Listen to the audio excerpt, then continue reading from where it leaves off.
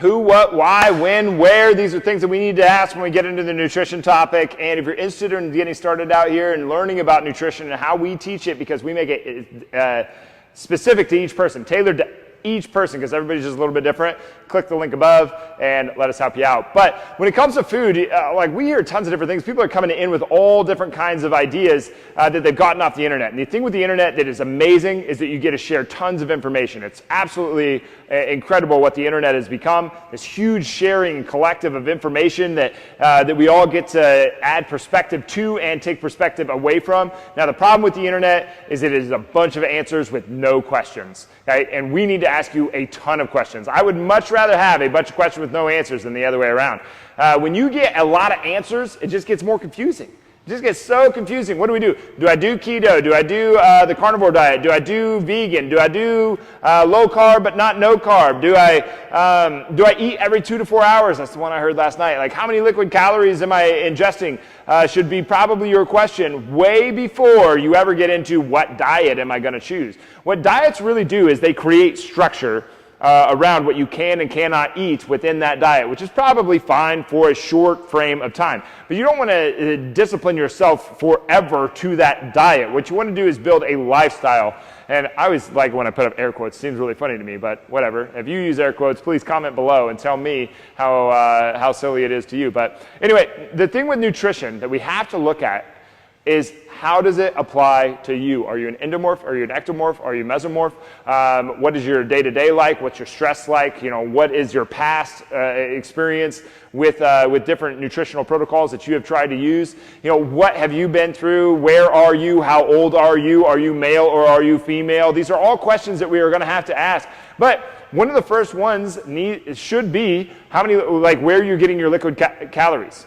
Because this is just one of those things. It's just like we don't put all the bases on calories out here, by the way. Really, if you just focused on what you're eating instead of like what the type of food that you're eating, that's going to take care of probably pretty close to 80 to 90% of the problems that you're having around nutrition. But so calories are not king, but they are definitely a player that we have to consider. So when we're looking at calories, one of the first questions that it can be useful to ask is, where are you getting your liquid calories? Okay, are you getting them from the creamer in your coffee? Are you adding a little bit of coffee to your creamer? Because that's probably a place where it's very easy to overconsume. Are you drinking milk? It's not that we don't want to ever have creamer or milk again. These are just very easy ways to get too many calories. When we study after study after study has shown that an endless bowl, like if we have a bowl and people are eating out of that bowl and it keeps on shoving food back or liquid back in the bottom with more soup, when asked and when surveyed at the end, you know, how much more do you think that you ate or less did you eat than normal? Almost all the people said that they thought they probably ate about the same amount as what was in the bowl as they normally would have, but really they ate pretty close to double. Okay, so we're not very good at judging how much we do eat. So liquid calories are just a very, very easy way that we can create some structure to shrink down the caloric intake a little bit. Okay, so if we're really going from trying to get some fat loss and we're trying to get rolling on some fat loss, we need some success up front, liquid calories can be the way to go, but that depends on you. So until you click that link above and actually come in here and sit down with us, we have no idea if this is going to help you or not. So I'm giving you a lot of answers and not a lot of questions here, but I'm encouraging you to ask questions. Okay, ask questions. Where are my liquid calories coming from? Okay, another one to ask is why do so many people, nutritionists and people on the internet, talk about eating every 2 to 4 hours?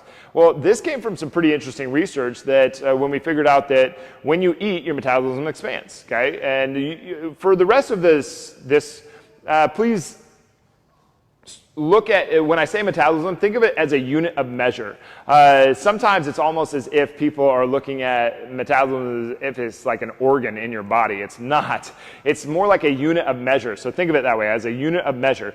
All right, so when we get into, thanks man, how's it going? All right, so where was I? Okay, so metabolism, when you eat, your metabolism expands, but it only expands to the level of the meal that you have eaten. So if you eat a meal this big, it's going to expand to this much. If you eat a very small meal, it's only going to expand just a tiny little bit. It's a lot like when you get paid. On payday, you're probably going to pay some bills. You might buy something that you do want. You're going to spend more money on payday than you will for the rest of the week, right? When you get a big meal, you're going to expand out how much your body is willing to allocate the food that you are eating. Okay, so eating every 2 to 4 hours, does it stoke your metabolism? Not any more than it would if you would have had 3 big meals versus 6 little meals. All right, so is it better to eat 6 little meals? Well, your insulin sensitivity would say no, which you do want. You want a lot of insulin sensitivity.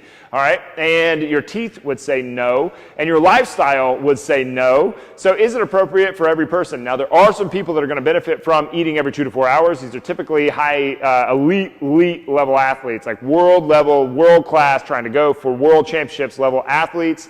And bodybuilders at that level. And for the most part, what you're doing there is you're trying to give them a small meal throughout the day so that they don't feel full, and because eating full will take away from the training that they're doing, because they're training 3 times a day. They're training morning, noon, night, basically, and so they need a small meal in between there so they never feel full and they still get enough calories to actually go in. Okay, so that's about getting more calories, not getting less. Eating every 2 to 4 hours is not a strategy to eat less food, to eat less categories. It doesn't work. It doesn't, and your life has to revolve around eating every 2 to 4 hours. I mean, it's not conducive to living a happy, healthy life for most of us anyway. Okay, for those top level athletes, yeah, they're probably going to benefit from that. And besides, like most of us, especially if you're male, you should be fasting on some level at least once a week. Okay? Like if you just take one day and you don't eat till 7 p.m. For some females, the research coming back, like females do not tend to benefit from this as well as males do. Males get a ton of benefit out of this.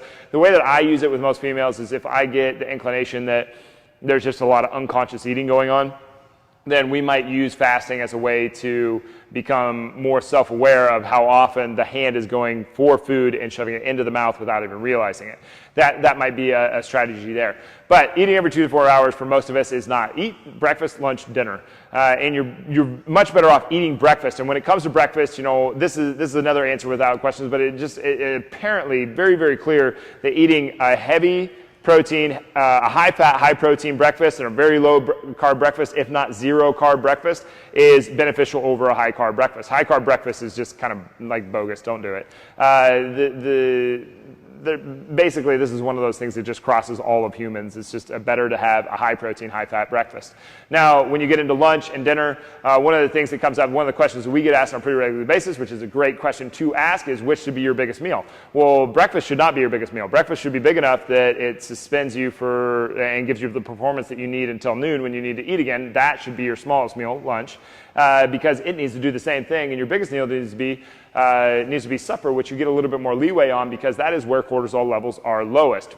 Morning is when cortisol levels are highest, and that's basically the theory around why it's probably better to have the high-protein, high-fat breakfast. There's some other things that go into that I don't want to talk about here because it would take too long. But the point of this video is to ask questions. The internet is full of answers with no questions. Until we are able to ask you a ton of questions, it is extremely difficult to figure out what you should do. And me personally, I'd rather have a bunch of questions with no answers than a bunch of answers with no questions. Now, the internet is a fantastic space, so I'm giving it a little bit of criticism. It's an awesome place. You get to share tons of perspective, and it's very interesting, but it's a lot of answers with no questions. We need to ask you some questions, and this video is to encourage you to ask questions about what should be your nutritional lifestyle, because you want to do this for the long haul, right? Everything that we learn in Grit Gym around nutrition, it's about doing it for a long period of time. It's about developing a nutritious lifestyle, not going on a short-term diet for a finite period of time. Now, there is a time and a place to do that because we need a little success,